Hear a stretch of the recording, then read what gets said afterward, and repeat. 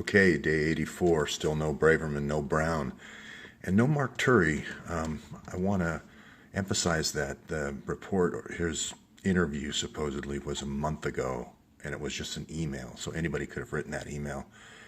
So I'm wondering if anybody's seen Mark Turry as well.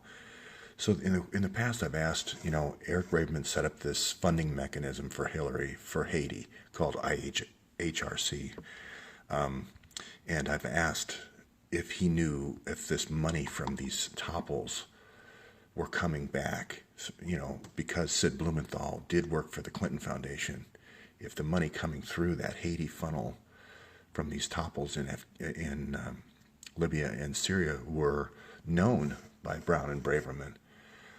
So that's a question. And then I've also asked whether he knew that Hillary was using these Stinger missiles and sarin gas to get that oil.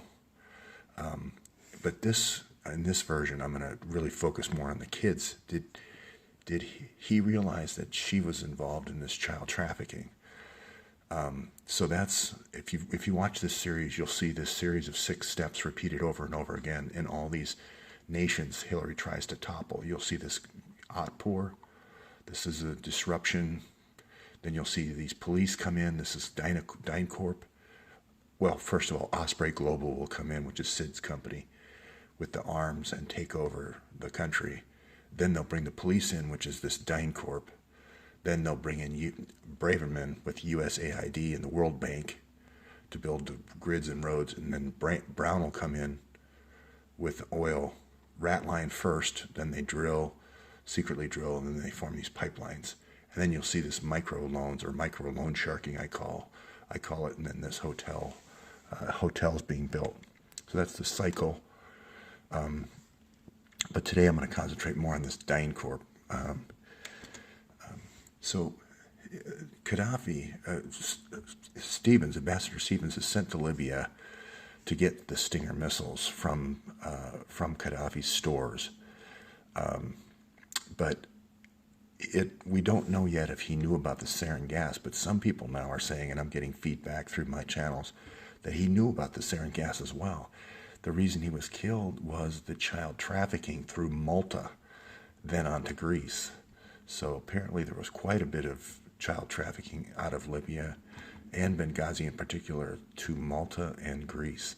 So that's why the French investigators were killed in the plane crash in Malta. So that's an interesting development. I'm just going to put that out there. So an interesting case here is DynCorp looks like they've been trying to hack the VOTE site, the VOAT site. That's a site where there's a discussion about DynCorp right now. And the administrator said they tried to hack it several times. Well, if you look at this case, this is 1999 case of Catherine Bolkovac. There was a Bolkovac versus U.S. State Department versus DynCorp case, and you're going to be really interested in who actually defended that case or who was the DOJ prosecutor in that case. The other thing I wanted to mention is this movie coming out, or it's come out now, by a guy named Siddharth Kara, Kara. It's called Trafficked. And again, it's talking about sex trafficking near the oil wells. Wherever there's the oil, then there's the arms around it, and then there's the trafficking. Three of them go together like, a three-legged stool almost. And again, Laura Dickinson writes all about this in Outsourcing War and Peace. So again, this is Hillary's email, this and Cheryl's email. This is in the hand of the conspirators. Not there's third-party articles as well, New York Times, CBS, etc. But this is in the hand of the conspirators, worried about this Flint Chambers with the lap dances for the policemen in Afghanistan. So again, focus in on those contracts at DynCorp for training police. That's where you're going to have this situation, this trafficking. So remember when I said who was the attorney, who was the federal prosecutor in that 1999 case from Bosnia that slow-footed the prosecution? Claude Destre. Not only over here at the Boston bombing, but also over here in 1999, slow-footing the case against DynCorp. And that's odd that he would then go to work for that company. So you're prosecuting one day and then you're working for him the next day. Seems like a conflict. Where have we seen that before? Right here, getting bribes, getting quid pro quo, and then being the guy who's in charge of the case. Still in charge of the case. Hasn't recused himself from the Huma case or the Hillary case yet. So you're going to find him involved in this 1999 case as well. Just letting everybody know that. If it wasn't for people like this Jessica Crisp saying, hey, these foreign, this was Vancouver Olympics. I was kidnapped by these police in Vancouver. They all gang raped me. Who is teaching these police forces to gang rape these girls? It's DynCorp. You're going to find that's going to be the same tactics used inside JTF. I'm not saying all law enforcement in the U.S. I'm just saying a group of about 6 or 7. And they're actually coming in from this guy's U.S. Bureau of Prisons. The police force doesn't even know they're employees. They're coming in from U.S. Bureau of Prisons on parole. And they're saying they're police. They're dressing as police. And everyone thinks they're the police. But they're not really the police. Just more coming on that. Why is this important? Why is time of the essence? Well, Steve Feinberg, owner of DynCorp, is about to be installed as Trump's top advisor.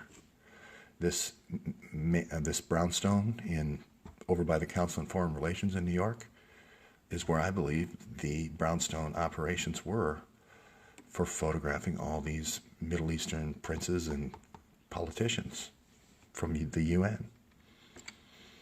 Okay? So this is that guy who did the movie. His name is Sadith Kara.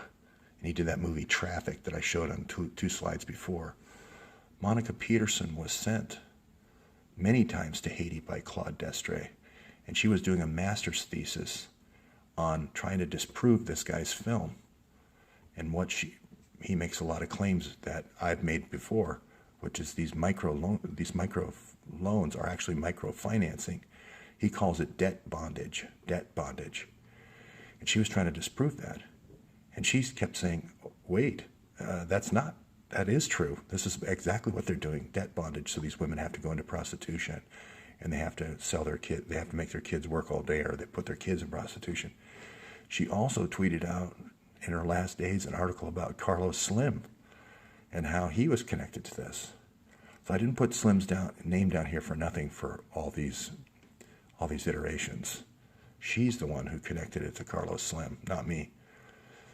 And she was the one who said, hey, this Kara guy is right. This is a sex trafficking operation. So, and the question I ask is, Claude Destre said she's brilliant. She's a brilliant researcher, and he sent her there many times. Where is her master's thesis? Where is it? Claude, can you produce that? Can any of the students of Claude ask him when he comes back to school tomorrow if they can read Monica Peterson's master's thesis? It'd be nice to read and see what she's got to say. Even the morally challenged people, I'm not talking about the heroes like Cynthia McKinney, but even the morally challenged people like Blagojevich, the governor of Illinois, the guy who was put away for trying to sell the Senate seat when it came open, or Barack Obama's Senate seat, even he challenged Rumsfeld in the Chicago Tribune about DynCorp doing sex trafficking and why should we do government contracts if they're caught sex trafficking. And they slammed him just the same way they slammed her. Here's a representative from the state of Georgia. Her name's Nancy Schaefer. She did, you can see in the links below, she did a lot of work around the world with World Congress of Families. She was murdered and her husband was murdered. So this isn't a new story. Oh, and one other thing. I mentioned that Jessica Crisp was kidnapped right before the Olympics. You're going to find that over and over again. And I also mentioned the Super Bowl. And it turns out that the Super Bowl is the #1 area for abduction. So right before the Super Bowl. So right now, the Super Bowl is going to be in a couple of weeks in, I I think February 5th in Houston. Right now, just be careful with your kids and don't let them run by themselves in any city, but especially in Texas, Arkansas,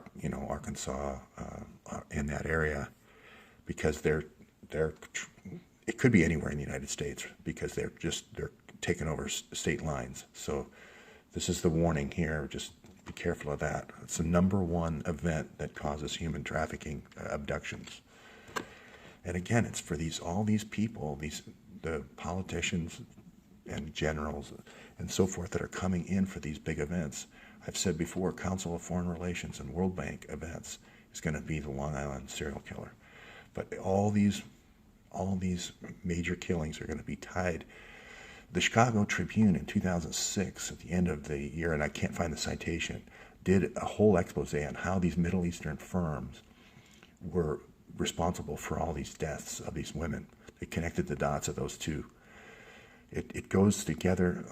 It goes together with oil, weapons, and the sex trafficking. It is all the same thing. It may as well be this logo here. So anyway, you can see the distance between the Council on Foreign Relations and Feinberg's mansion. This is going to be the brownstone, and it's going to be full of electronics. Just a 2-minute walk. So leave the meeting and go right over here. And these are going to be the guys. So please, again, look and see when Rahman and Asfari went to the United States and went to a Council on Foreign Relations Committee meeting, then went to the World Bank. You will find whoever was at that party will be involved in the murders. If the girls went to that party, that's the question you need to ask them if they went to the Feinberg Mansion or if they were at a catering event, especially events catered by the Plaza Hotel. You're going to find the caterer at the Plaza Hotel then went to work for the Council on Foreign Relations. And like I said, these guys like expensive champagne. Look for the bills or the catering lists with Cristal champagne. I'm just saying that right off the bat. Look for the most expensive champagnes. Okay, this is the final thing. I added these Jack Lew, Dennis McDonough, and Christopher Stevens as the 3 missing State Department emails. The true pundit, the people who broke the original story, are coming out with another version today, so I'll find out if I'm right maybe here. The other one I wanted to add was Victoria Nuland, of course. I can't believe I forgot that because I had talked about her earlier with her shenanigans in Ukraine. And then I'm going to put Doug Band in here and also Justin Cooper. But I don't think they worked at the State Department. But they did get diplomatic passports. So I think to get diplomatic passports, you had to make them one of these temporary employees. So I'm going to say Justin Cooper here and Doug Band. But I didn't want to cover this, that it was the 19 that I correctly predicted. I actually said 18, but I forgot Hillary. So anyway, this is the Monica Peterson story. This is going to be in her master's thesis. This bondage, this debt bondage that he does. So just going to be interesting. And then I'll finish off on this. I'm going to show a connection between the Jimmy Savile, the British pedophile, and Jeffrey Epstein. And they're going to both know Prince Charles. They both know Prince Andrew. There's a connection directly between the Jimmy Savile ring in the UK and his DynCorp pedophile ring in Little St. James. So I predict Latvia, or I predict Kaliningrad will be taken over. Again, oil, arms, drives all the decisions in the Senate. This is the Senate Arms Foreign Relations meeting, but it's really the oil and arms club of the U.S. Senate. And I'm going to add sex to that now because they know what's going on and they're letting it go on. The sex trafficking.